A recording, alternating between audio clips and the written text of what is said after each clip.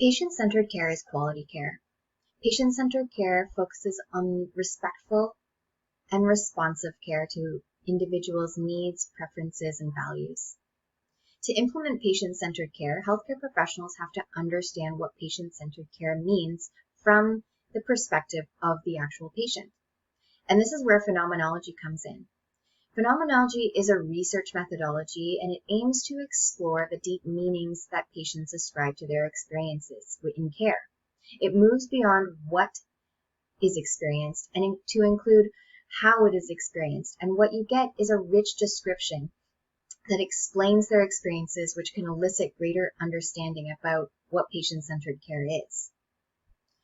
So through the use of phenomenology, we can actually reshape the culture of healthcare professionals by using the values of patient-centered care, gained through phenomenological research. It helps build upon healthcare professionals' identities and allows them to begin to feel patients' needs and wants in care, which again helps them shape their professional identities through aspects of empathy.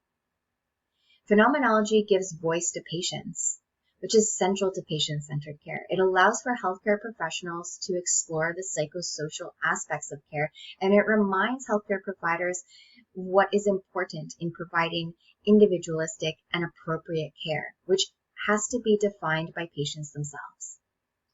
And phenomenology can actually inform changes to practice and best practices. Its deep descriptions of meaning actually provide details for change. However, phenomenology is complex in both philosophy and methodology, which Kim and colleagues have actually explained can deter researchers from using it appropriately or at all. I'll give you an example.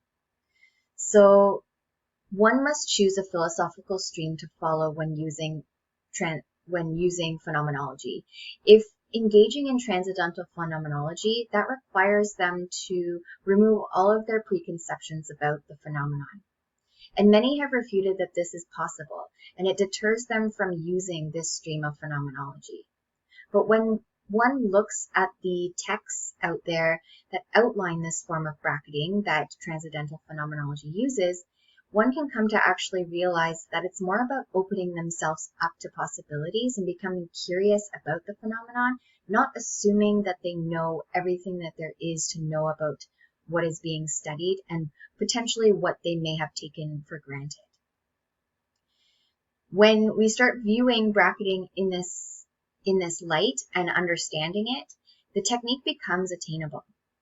So this is just one example of how with time, effort, and confidence from the researcher in actually practicing phenomenology and getting to know the complex method, many of the practical complexities related to it it becomes apparent that they can be overcome.